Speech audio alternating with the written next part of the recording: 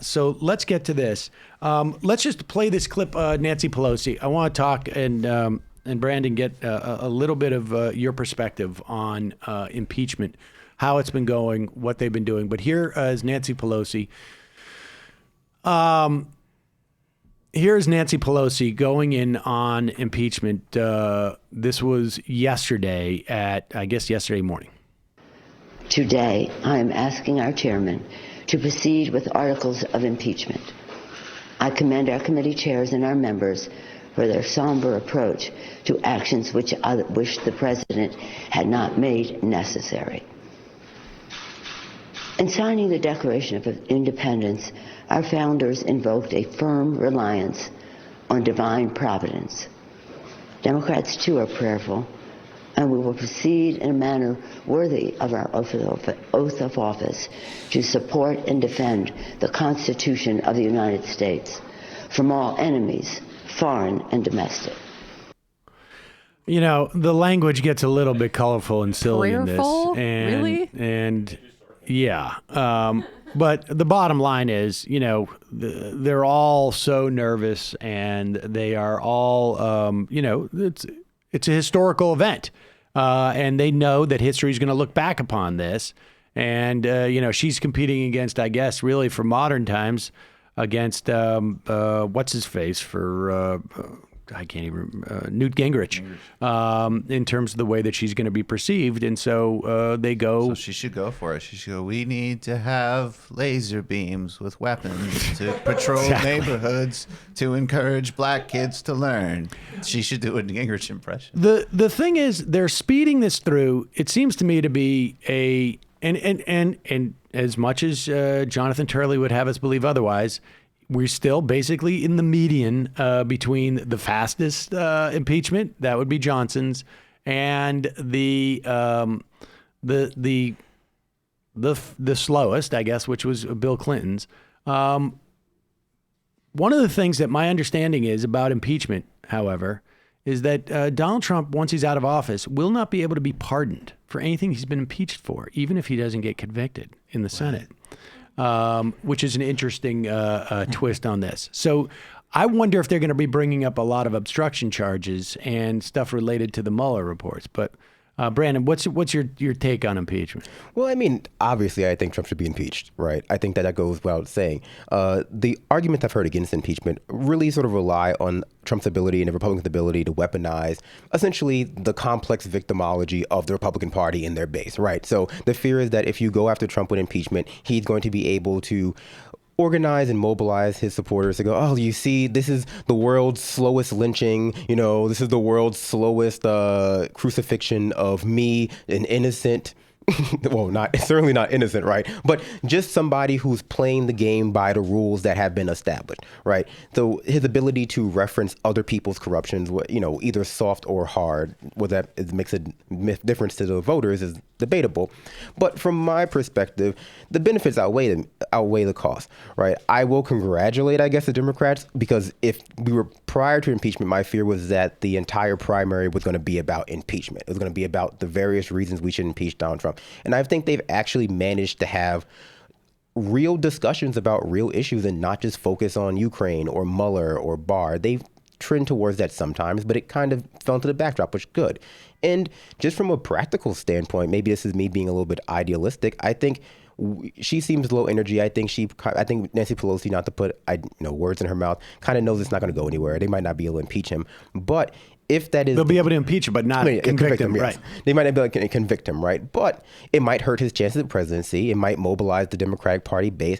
And from my perspective, as someone who's to the further left the Democratic Party, if they fail to do it, if they fail to hold Trump accountable for his many, many obvious crimes, no one has been more deserving of impeachment than Donald Trump, right? It reveals that the system is unable to hold anyone accountable. It reveals that we can't impeach anybody. And I think that lesson, if people are able to internalize that accountability is not just being reserved for extreme cases like a Donald Trump, who everyone presents as an extreme case, that it's just not possible, then maybe people will be able to internalize that we have to have an actual change to that system, right? That culture of unaccountability that is broadly just infecting our political system. Right. I mean, I think there's a big argument that you want to expand the articles of impeachment because articles of impeachment because of that very point that, like, you need to set down a marker. Like, I mean, if the emoluments, we're not going to hold him on issues of emoluments, then what are we basically saying to future presidents? My guess would be, well, I could say for certainty, speaking for myself, because that's obviously the only person I could speak clearly for. If he was getting impeached on concentration camps, number one, and emoluments, number two, I would talk about it 99% more than I do in this scenario, right. Even as someone who supports the process. Right. But I would feel that this is an absolute obligation. Right. I think that's true. No, I agree. And I think, the reason it's hard for me to become super excited about the impeachment proceeding is because it has become a very kind of esoteric, weaving around certain topics, right? I think that there's a layer to that, right? There's a layer of like, okay, well, we have to find a thing to impeach Trump for that does not implicate people we don't want to implicate, right? We have to find reasons that, we have to be able to weave around our allies to find a crime that Trump is guilty of. And he's guilty of many crimes, by his own admission, right? You can go through his long history in real estate, his long history in finance, he's guilty of many crimes.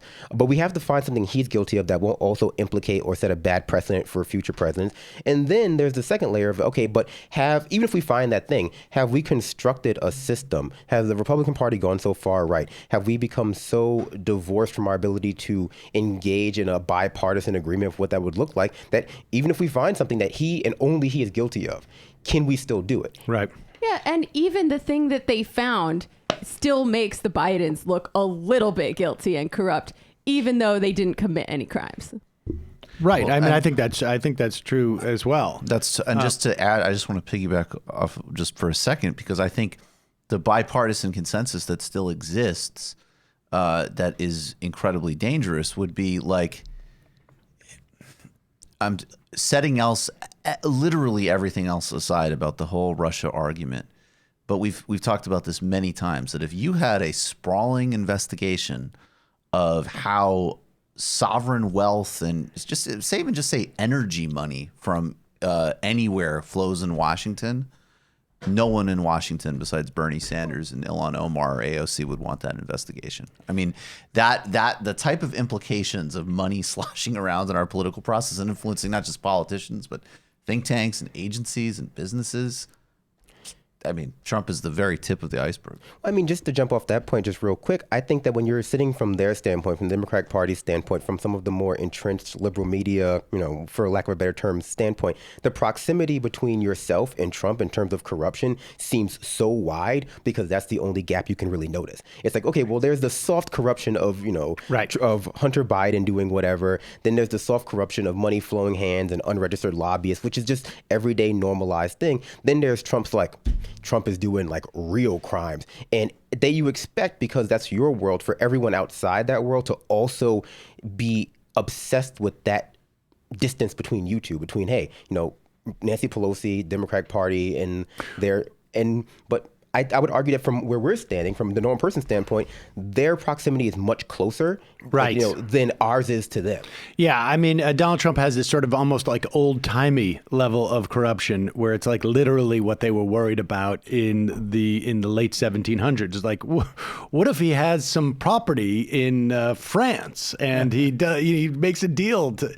I mean, absconding with giant bags with dollar signs written on them. I think what you're saying is correct. The irony, of course, is that Nancy Pelosi is almost more on, maybe not for the same reasons, but was one of the most reluctant people involved in the entire Democratic Party to have impeachment.